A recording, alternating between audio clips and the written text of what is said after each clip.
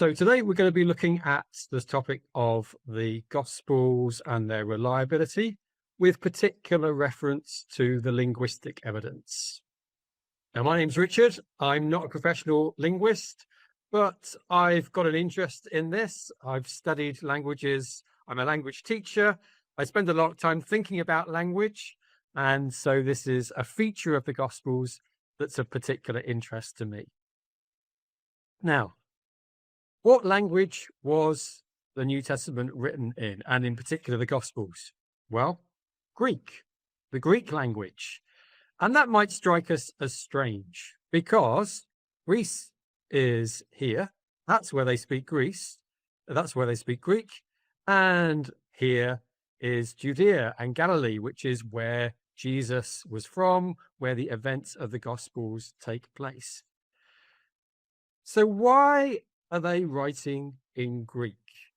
This sometimes seems strange to people. It might seem like writing a biography of Napoleon in Russian, or writing a biography of Peter the Great in Spanish. We might feel it was somehow less credible because something might have been lost in translation, because maybe the author didn't really understand the situation, the language, the characters that he was talking about. So that has led people to kind of create this tension, to suggest there's some kind of gap where we've got the disciples of Jesus who were illiterate speakers of Aramaic, and then we've got the gospel writers who are educated speakers of Greek. And the suggestion is that there's some gap there which reduces the credibility of the Gospels. Now, we're going to examine that and see if that is the case. Let's take a little look at the linguistic landscape of the first century. So this is the time when Jesus lived, when the events of the Gospels happen, and it's the place, Judea and Samaria, these provinces of the empire. So at that time and place, the locals would have been speaking Aramaic. When they went to the market, when they're there in their families, that's the language they use every day. That wasn't always the case. Earlier in the history of Israel and Judah, then Hebrew was used instead. And later in the 2nd century, then there's a bit of a revival and Hebrew is used a bit more. But in the 1st century, Aramaic is what people would be using on an everyday basis.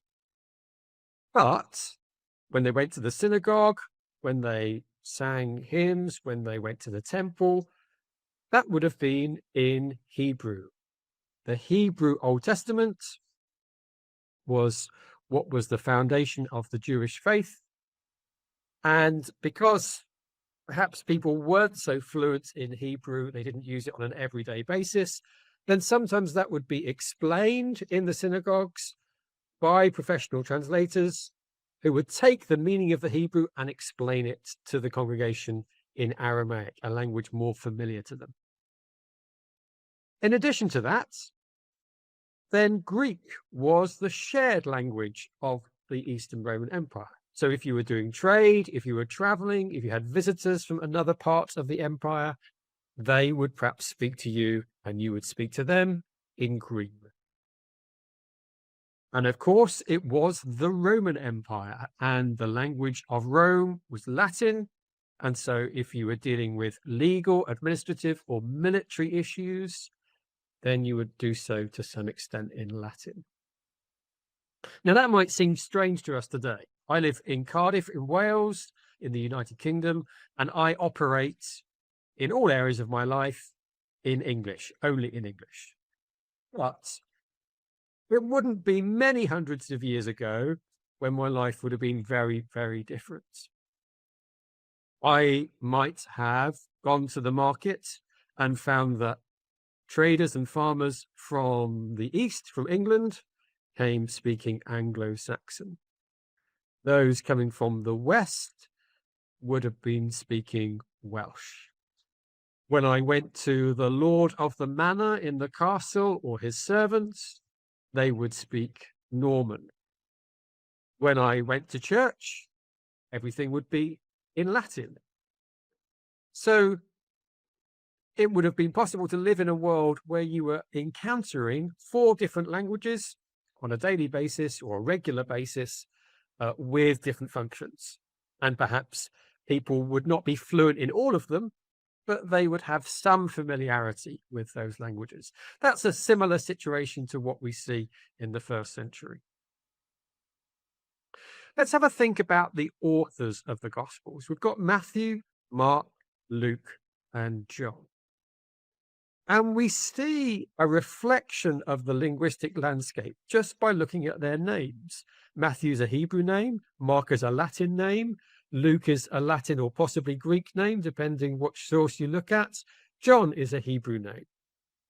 So we've got 2 authors with Hebrew names. Okay, they're maybe culturally a little bit more drawn to the Jewish world, the Hebrew and Aramaic speaking world. And then we've got Mark and Luke with Latin or possibly Greek names. Now, there's some debate about the authorship of the Gospels. You know, this is something of a matter of tradition rather than direct evidence made explicit in the Gospels. But nevertheless, it's interesting that though the traditional authors reflect this linguistic background. And in terms of what we know about the jobs of these traditional authors, well, Matthew was a tax collector. So he would be collecting tax on behalf of the Roman authorities. It's therefore likely he would be interacting with his employees in Greek or Latin. Okay, so he's got a Hebrew name, but he's operating in other languages as well. Luke was a doctor. Obviously, he needs to speak to his patients, but also he needs to be able to read, to be educated in medical knowledge, which would be more likely in Greek and Latin. John was a fisherman.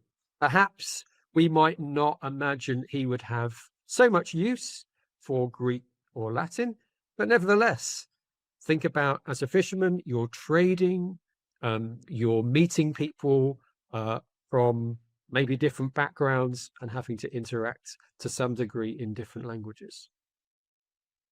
And 2 of these were part of the 12, the group of disciples, special disciples that Jesus chose.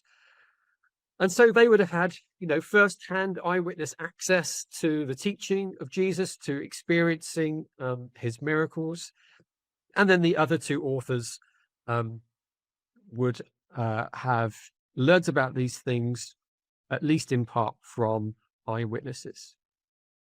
So it's interesting then, isn't it? We've got people from different linguistic backgrounds, but people who are educated and people who would have some first-hand experience of Jesus.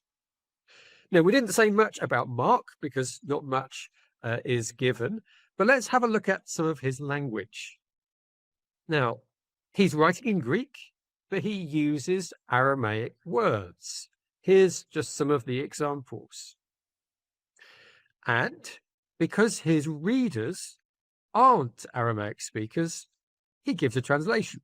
Okay, he uses these little phrases in blue, that is, which means, and then he gives the translation, as you can see, in red.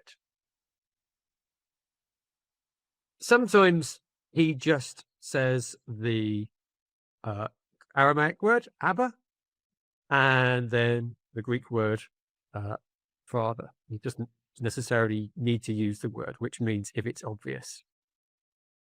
Now, that last one, Mark chapter 15, verse 34, is particularly interesting because Jesus says, according to Mark, Eloi, Eloi, lema sabachthani. And it's generally understood that Jesus here is quoting from Psalm 22. In the Hebrew Old Testament, Psalm 22 was written in Hebrew, and Jesus is quoting it, but he's not quoting it in Hebrew. He's quoting it in Aramaic. We know that because sabachthani is not the word used in the Old Testament for Psalm 22. That's an Aramaic word, which is used, we know from the evidence that we have, in Aramaic translations of the Old Testament.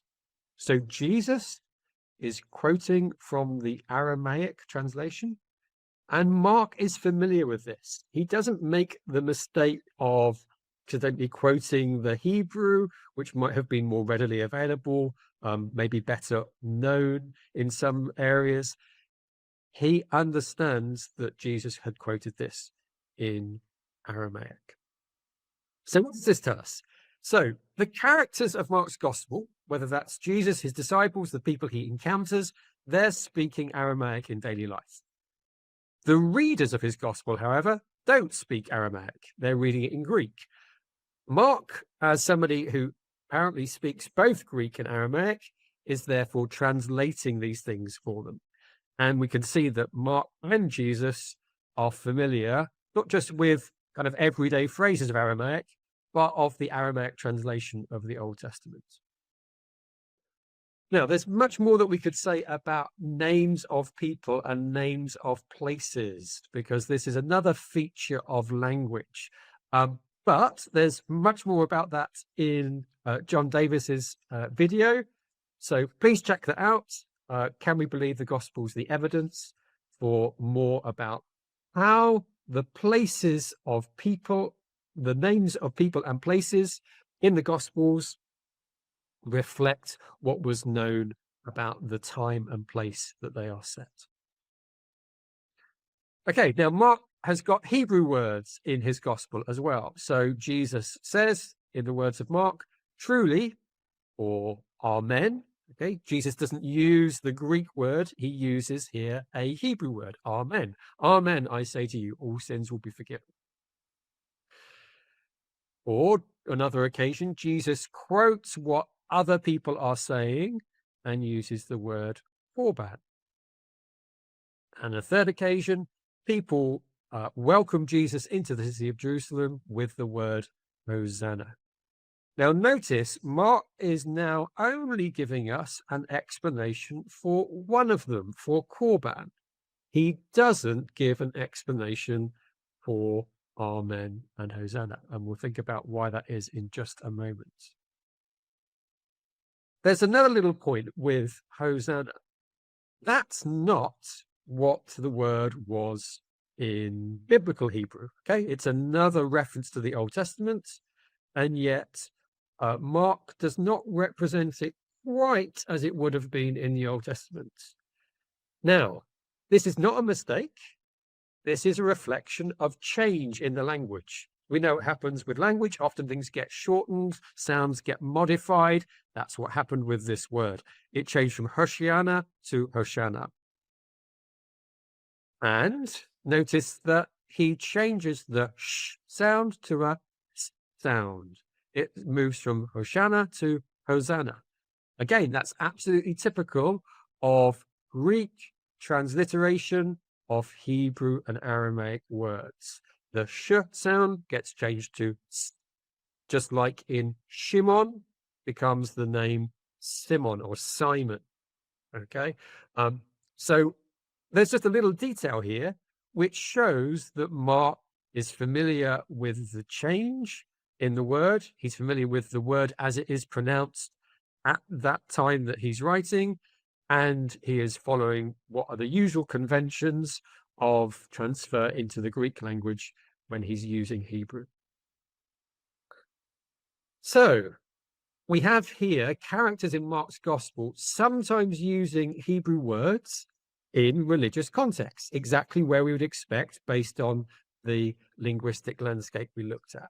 And Mark doesn't need to explain some of those terms like amen and Hosanna, because they would have been used by Greek-speaking Christians. Just like English-speaking Christians today probably know the word amen, probably know the word Hosanna, and they wouldn't need an explanation. But korban, well, that's not familiar to us, and that wouldn't have been familiar to the first century Greek-speaking non-Jews either. And so therefore Mark gives a translation. Mark also uses Latin. So legion executioner, and scourged are all Latin words that he has used in his Greek gospel. And you might be able to work out what the connection is here. They're all to do with the military, to do with justice and punishment and that kind of thing. And we have some others, palace and centurion. Now, of course, centurion is a military word. Palace might not strike us as one initially until we notice that Mark explains this is the governor's headquarters. Okay, the governor. Who's the governor? The Roman governor. Okay, the occupying military force. This is the headquarters. And so he uses a Latin word for the headquarters of the Roman governor.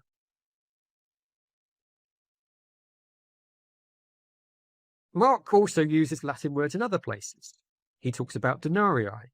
He uses the Latin word for taxes. He uses a Latin word that's been translated penny. And again, we can see the connection. It's all about money. That's what we would expect, isn't it? That Mark and his characters are going to use Latin words in the context of the military, justice, money, and taxation because they're living in the Roman Empire. And he doesn't need to explain those terms because his readers were also living under that same Roman Empire.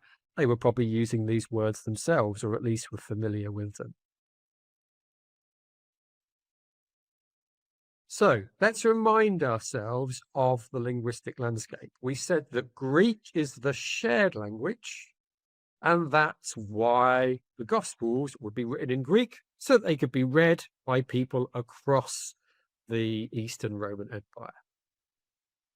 But they reflect a culture and community who speak Aramaic and Hebrew. And so that is reflected in the Gospels as well, as is the fact that they're all living under the Roman Empire, which is in control of the military, of the legal system, of the money system. Now, I would suggest you couldn't make this up.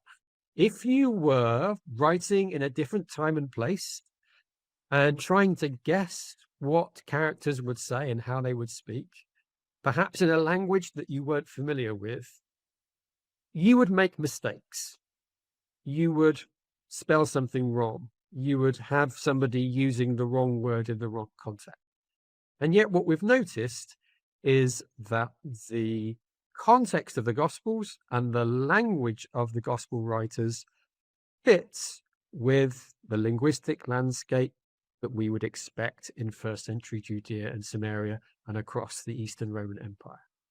And I'd suggest as well, you wouldn't make it up. You wouldn't try to make it up like that, because putting in those extra details, like Mark does with those little Aramaic phrases, why bother? Why put those things in that potentially give somebody an opportunity to point out an error? It would be easier just to miss those things out. Yet Mark puts them in, knowing that they're correct, confident that he does know the context, the language, the situation of the people he's writing about. Now, there's something else as well when we look at the language of the Gospels, and that is that there's places where the language is a little bit weird. Now, if you were brought up using maybe more traditional translations of the Bible, you might already have noticed this, because on the screen, I've got two English translations. There's the English Standard Version, which says, "At that time Jesus declared," but the older and perhaps more traditional New King James Version says, "At that time Jesus answered and said." Now, that is a slightly weird phrase. We don't normally say in English, "answered and said." You just say "answered." You don't need to say "answered and said." And secondly, you only say "answer" in response to what someone else has said, maybe a question. And yet in this context, there isn't a question. God hasn't spoken to Jesus, but Jesus answered and said. That sounds weird in English, and it sounds weird in Greek as well. But it doesn't sound weird in languages like Aramaic and Hebrew. It would be much more normal. It's common to use that kind of language. And we see other examples in Matthew's Gospel. Okay, things like took and hid, went and sold. That's a feature of Aramaic and Hebrew languages, which isn't in Greek. Greek likes to be more concise. It would just say, a woman hid. Why do we need to say took? It would just say that the merchant sold. Why do we need to say went and sold? So this shows that Matthew is writing with some kind of Hebrew or Aramaic background. The same thing happens in Luke. Just one example from chapter 6. It keeps using this word, now it happened, or it came to pass. It's the same word in the Greek, and it's repeated 3 times. Now, that's not normal in English, is it? We would find it a bit strange in a narrative if it kept saying, it came to pass, it came to pass, or it came to pass. We might even think that was a parody of the Bible or something like the Bible, because we kind of associate it with the Bible because it's not how we would normally speak. So it's weird in English, and it's also weird in Greek.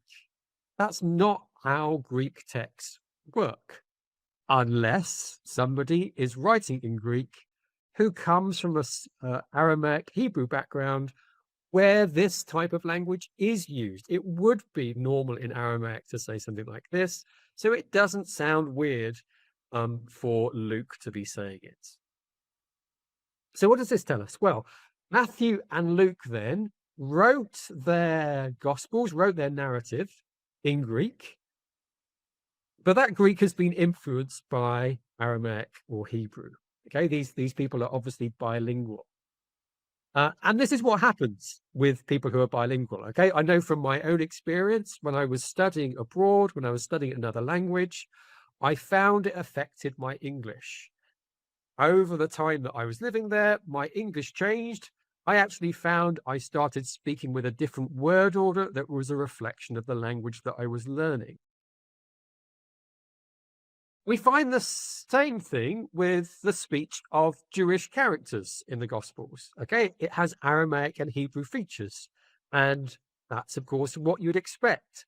If you've got the writers of the Gospels faithfully recording precisely, as far as they can, what was originally spoken in Aramaic, those features will come across into the Greek, and that's a mark of authenticity.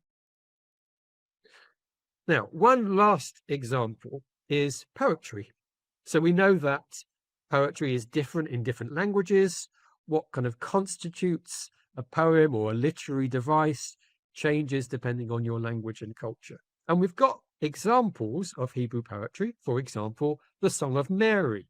Here's an extract. And you could probably see straight away there that it's formed of couplets. Okay, there's 2 lines and 2 lines and 2 lines and 2 lines. And that's part of a sort of overarching pattern. When we look a bit more in depth, we find that those couplets often have contrasts. So brought down, contrast with exalted. Filled, contrast with empty. Mighty and those of humble estate, and hungry and rich. Okay, they kind of form a little group together, but notice there's a sort of ABBA structure. Okay, mighty, and then humble, and then hungry, and then rich.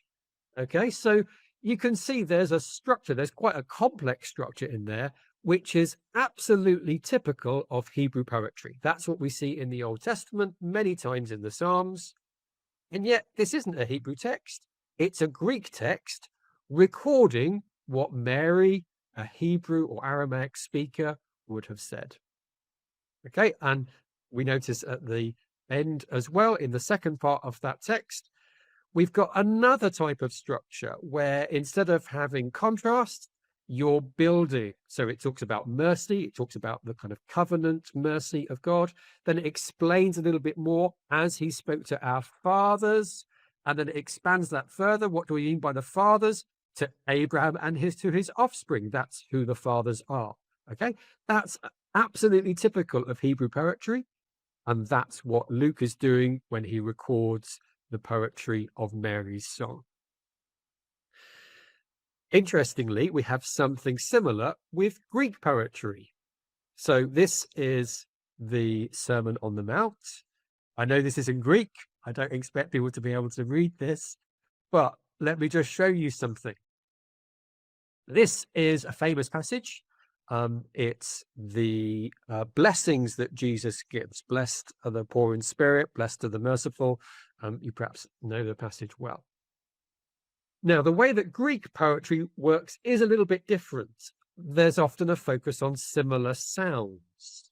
So if I just use some English examples, go with the flow. It kind of works, doesn't it? It's kind of got a music to it because O of the go and the O of the flow are the same. Make hay, A, while the sun shines. Okay, we've got we've got an N twice. We've got phrases like clap your hands and stamp your feet. Well, why not say stomp your feet? That's just as good, isn't it? Well, it doesn't work quite so well, does it? Because we've got three as already, then naturally it feels like stamp should have an a sound. And this is exactly what we see in Greek. If we take a little look at some analysis of this Sermon on the Mount, we can see what's happening. Now, I've adapted this from a very interesting presentation by Peter Williams. The link there is at the bottom. It's called The Surprising Language of Jesus. And if you want to know more about Greek literary features in the Gospels, then this is a great place to start. But let's just highlight a couple of things on here to start with. Now, the part in yellow, it's no surprise. That's the bit which means blessed are they. Okay, now we'd have the repetition in English. That feature would be just the same. But notice other things. Notice those green marks there. We've got 1, 2, 3, 4, 5, 6 letter pies, or there's the pat sound in Greek, okay, that comes again and again. We can see a ka sound coming twice. We can say a d or d sound coming 5 times. We can see that the endings of the words are often similar. Sometimes just that's the grammar, okay, but sometimes they've obviously been chosen to make a connection. We can see that in verse 9, there's these oi and hoi sounds and oi sounds, okay, which are quite close to one another, and they're repeated. So this indicates that this text was composed in Greek. If you try to translate this into another language, you would lose lots of these features. So what does that tell us? Well, it indicates that perhaps Jesus sometimes taught in Greek. And that might seem a bit strange because we've been saying that the language that people use in everyday life was Aramaic, not Greek. So is this something that Matthew's just made up, that he's composed something in Greek and put it into the mouth of Jesus? Well, we only have to look back into the previous chapter and we find who the audience is. It says that as well as people from Galilee, Jerusalem, and Judea, who would have spoken Aramaic, there was also people from Decapolis. This was a province which was Greek-speaking. So what was the common shared language of all of those people? Greek. So wouldn't it make sense for Jesus to teach in Greek? So, in summary, the writers of the Gospels lived in a multilingual world. And their readers also lived in a multilingual world, though somewhat different. And the characters of the Gospels lived in a multilingual world. And that is reflected in the language of the Gospels. So we find that the Gospel writers are writing in Greek, the shared language of the Eastern Roman Empire and of most Christians in the first century.